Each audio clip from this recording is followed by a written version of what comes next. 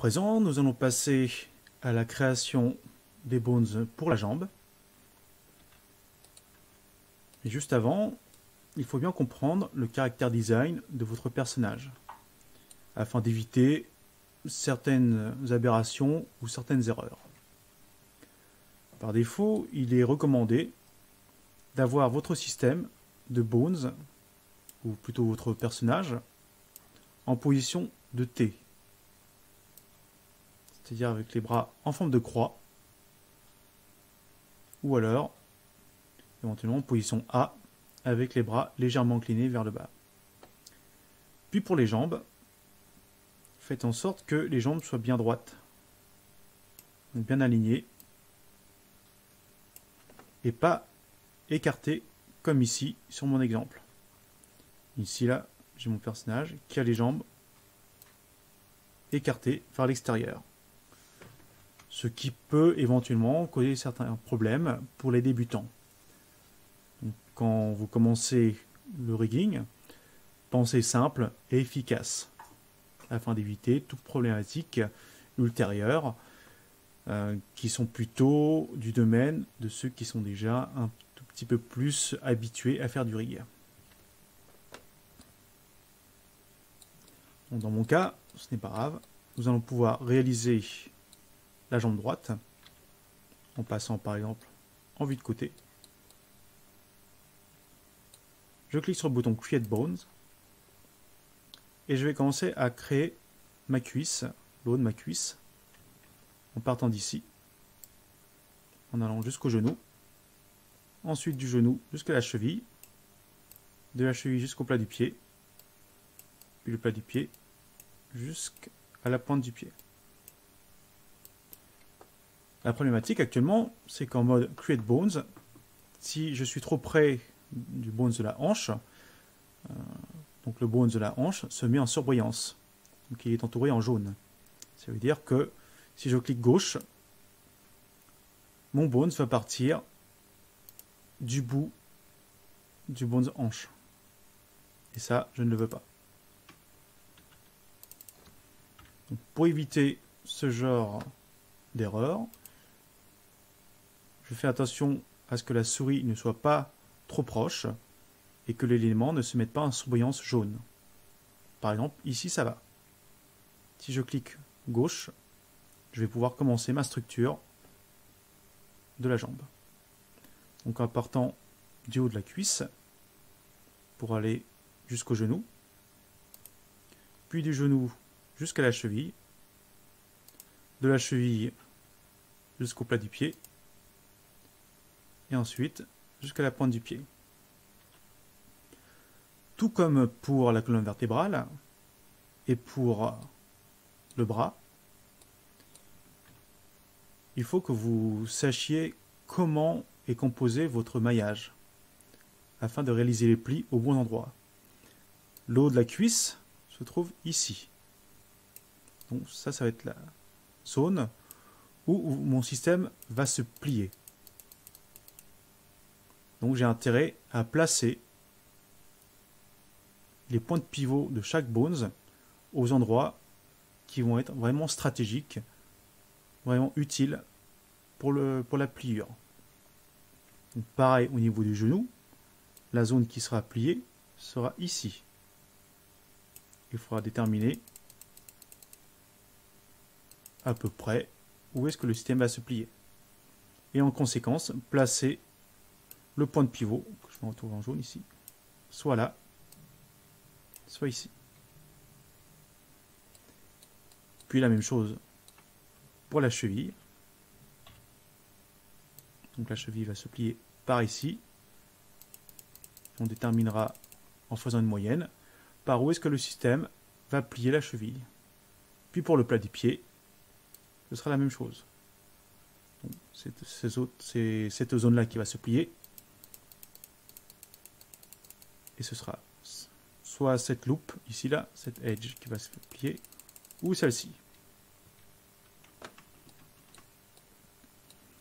Donc, grâce à ça, nous pourrons placer les points de pivot de chaque bones, c'est-à-dire le début de chaque bones, aux endroits vraiment intéressants.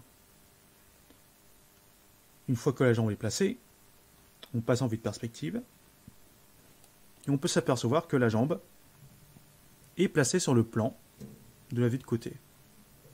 Donc ça c'est complètement logique. À partir de là, nous allons pouvoir replacer, soit en vue de perspective ou en vue de face, la jambe afin qu'elle corresponde beaucoup plus avec les pliures de notre système. Donc en vue de face, je peux voir par exemple que la pliure est ici ou là et que je me suis fait un peu piéger par la vue de côté. Mais ce n'est pas grave. Tout est réajustable. Donc je vais pouvoir cliquer sur le bouton Bone Edit Mode, sélectionner le bones de la cuisse et me mettre ici en mode local afin de pouvoir replacer correctement le bones de la cuisse et le placer à peu près dans cette zone là. Je peux passer en vue de côté pour voir le résultat et éventuellement en vue de perspective. Je fais la même chose avec le reste en vérifiant ici en vue de côté que le genou est bien placé, mais qu'en vue de face, le système est complètement à l'extérieur. Attention, si je replace mes éléments en Bone Edit Mode, je risque de casser la linéarité de mon système, c'est-à-dire que là le système n'est plus vraiment très bien aligné. Donc là on voit que en fait c'est légèrement décalé. Donc on évitera en Bones Edit Mode de déplacer les bones. Je désélectionne le Bones Edit Mode, je reviens sur le bones de la cuisse et là je pourrais appuyer sur la touche E afin de réaliser une rotation pour que mon système s'oriente correctement en gardant la linéarité, donc avec cuisse, genou, cheville.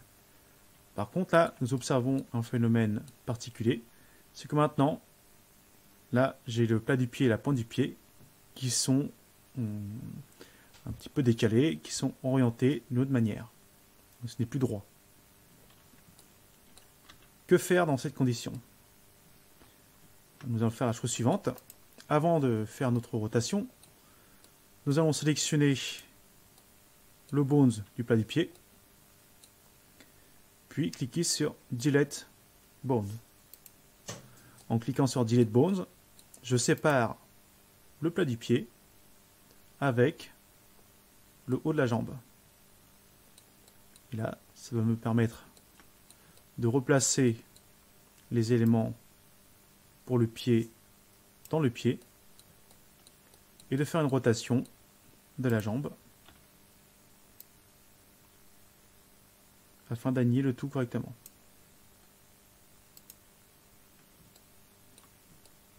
Toujours en gardant en tête que mon système doit être correctement aligné.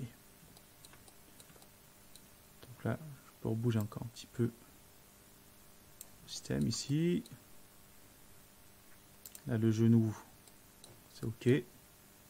La cheville est encore un petit peu haute. Donc je peux sélectionner le nouveau terminateur qui est ici. Appuyer sur W, vérifier que je sois bien en mode local. Et là, je peux tirer dessus en Bone Edit Mode afin de donner un peu plus de longueur pour que le point de pivot ici à du Terminator soit bien aligné avec la cheville. Et je vérifie au niveau du genou. Donc là, c'est plutôt pas mal. On est bien placé. Envie de côté. Ok, c'est bon.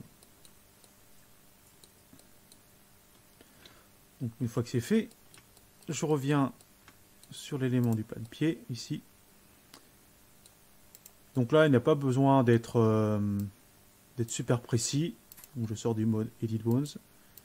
Là, ce qui va nous importer, c'est que le plat du pied et la pointe du pied, c'est-à-dire ces deux éléments-là, soient bien alignés, soient bien plats. Et nous allons les réaccorder avec la cheville.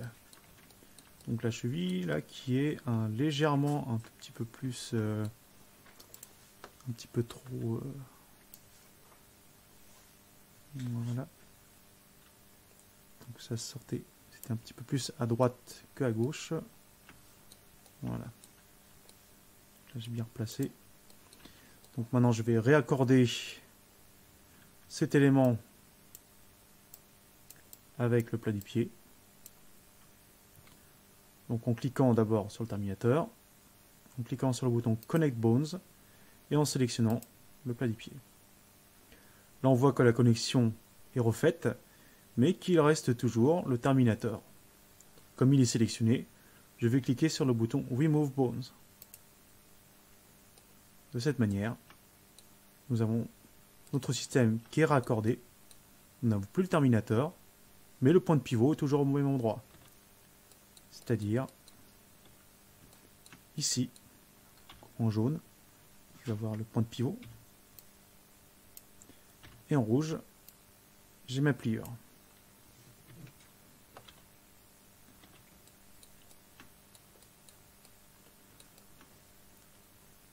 Vous voyez que pour créer une jambe, quand votre système est écarté, ça demande un petit ajustement avec cette méthode, donc qui n'est pas très compliquée, mais qui demande une petite réflexion afin de garder la linéarité du système et faire en sorte que la cuisse soit alignée avec le genou et que le genou soit aligné avec la cheville.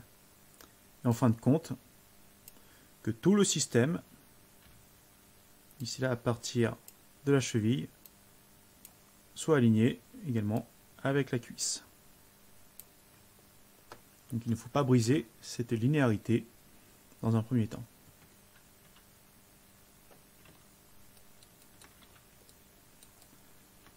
Si vous ne voulez pas avoir affaire à ce genre de manipulation, il faudra bien réaliser votre modélisation en conséquence et faire en sorte que vos jambes soient bien droites. Passons maintenant au renommage des différents éléments. Ici, cuisse droite.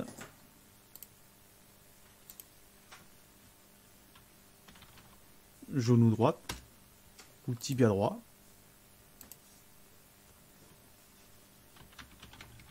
Cheville droite.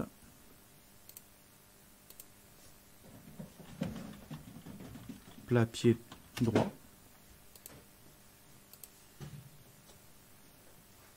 Pied underscore terre underscore D.